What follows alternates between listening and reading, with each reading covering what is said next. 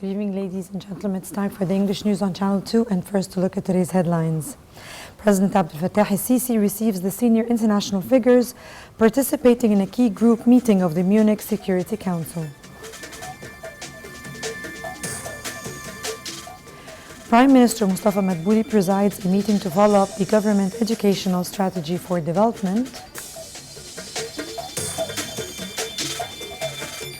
And the death of Daesh terrorist group leader Abu Bakr al-Baghdadi is a new blow to the extremist group that once controlled swaths of Iraq. And now the news in detail. President Abdel Fattah el-Sisi today received senior international figures participating in a key group meeting of the Munich Security Council currently held in Cairo. The meeting was attended by the chair of the conference, Wolfgang Eichinger, in addition to the Ministers of Defense, Foreign Affairs, and Chief of the General Intelligence Authority, Abbas Kamel.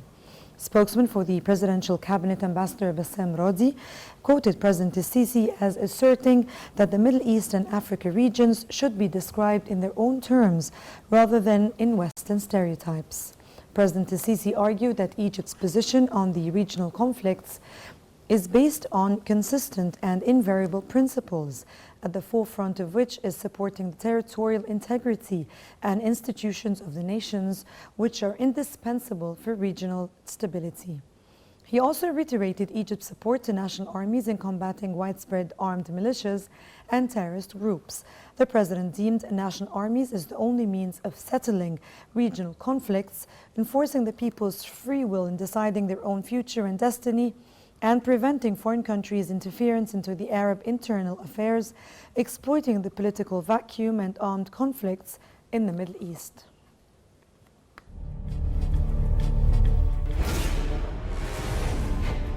يمر العالم بمفترق طرق لتستمر مصر كما كانت دوما ركيزة أساسية لاستعادة الأمن والاستقرار في الشرق الأوسط. ولا يسعني إلا أن أؤكد رفض مصر للتدخل الأجنبي في الشؤون العربية، فقد آن الأوان أن تستعاد مؤسسات الدولة الليبية وتقوم مصر بدور نشط لجمع الفرقاء الليبيين. إن نزيف الدم في سوريا وغياب الأفق السياسي أمر لم يعد مقبولا استمراره، فالمطلوب واضح: وحدة سوريا وسلامتها الإقليمية. لا تدخر مصر جهدا لدعم وحدة اليمن وسلامته الإقليمية، وفي وسط تلك التحديات التي يموج بها النظام الدولي، إلا أن مصر استطاعت أن تحافظ على استقرارها وسط محيط إقليمي شديد الاضطراب في ضوء ارتباط الأمن القومي العربي بما فيه أمن الخليج العربي بأمن مصر. على البشرية أن تستعيد جوهر إنسانيتها والوصول إلى عالم أكثر أمنا ورخاء لأجيالنا القادمة.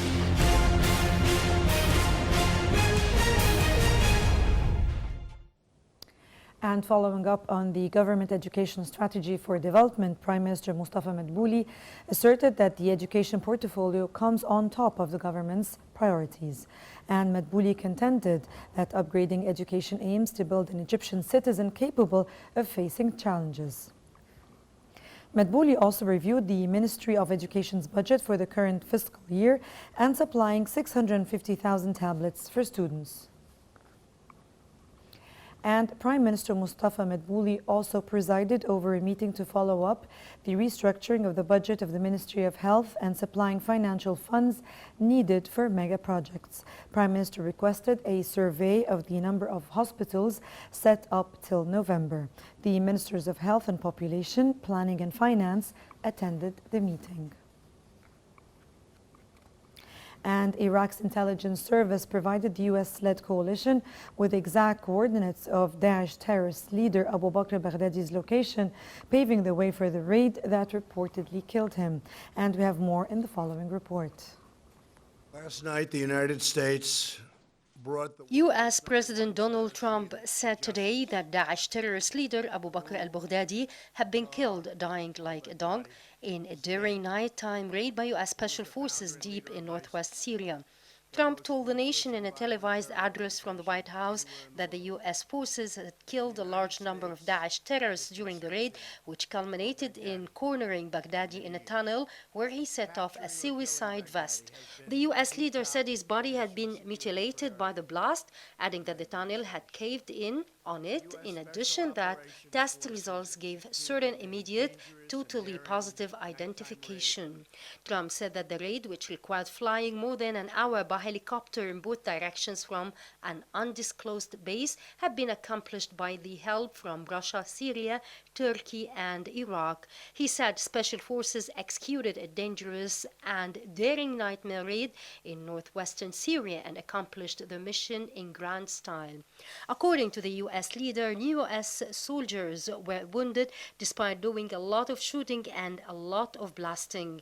Meanwhile, Syria's Kurdish forces announced that they expected revenge attacks by the Daesh terrorist group following the U.S. announcement that al-Baghdadi had been killed. The U.S. operation involved helicopters, warplanes, and a ground clash in the Syrian village of Barisha near the Turkish border, according to a commander of the faction in the northwestern province of Idlib. The United States had put up to a $25 million reward for the capture of al-Baghdadi, who had led the group since 2010 when it was still an underground offshoot of al-Qaeda in Iraq. The death of al-Baghdadi comes as a big boost for Trump, whose abrupt decision to withdraw a small but effective deployment of U.S. forces from Syria caused fears that it would give Daesh remnants and sleeper cells a chance to regroup. And Kurdish forces fired rockets and mortars at the Turkish soldiers, killing 1 and wounding 5 in the border region with Syria. The raid by the PKK and the YPG militants took place in Ras Al Ain, where Turkish soldiers were conducting reconnaissance and surveillance activities. Turkey says the Syrian Kurdish People's Protection Units, the YPG militia, is a terrorist offshoot of the outlawed Kurdistan Workers' Party, the PKK. The PKK, which has waged an insurgency against the Turkish state since 1984, is blacklisted as a terror group by Ankara and its Western allies.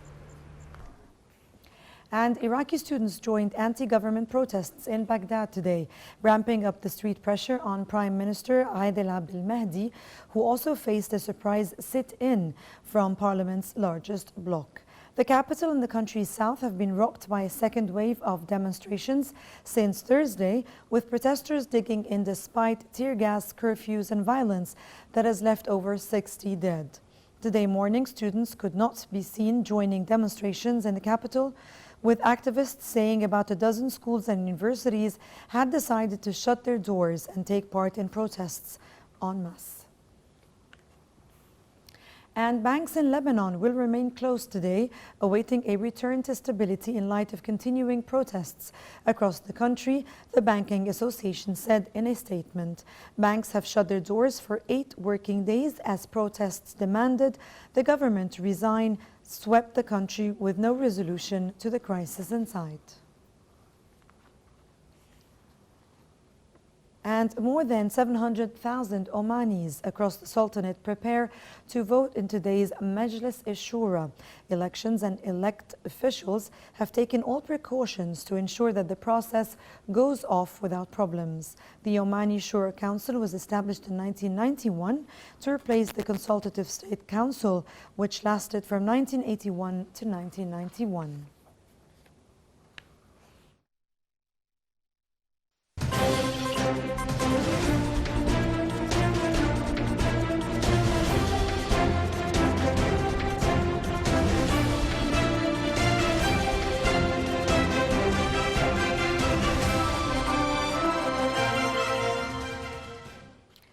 And Egypt's stock market indices collectively rose during today's dealings, boosted by purchasing operations by the foreign corporations as well as the local and Arab investors. The benchmark EGX 30 index added an 0.3% to reach 14,247 points, and the capped EGX 30 index was also up an 0.4%. The medium capped index EGX 70 and the more expanded EGX 100 both edged higher than 0.2%. And representatives of the Ministry of Petroleum reviewed with the chairman of the Libyan National Oil Company means to enhance bilateral cooperation in the oil and gas fields. Both sides also agreed on the importance of intensifying cooperation in the field of reconstruction of the oil sector in Libya, with the Egyptian side expressing readiness to offer needed technical assistance in this regard. And the Libyan top official expressed his country's keenness to cooperate with the Egyptian oil giants to rebuild the infrastructure of the Libyan oil sector.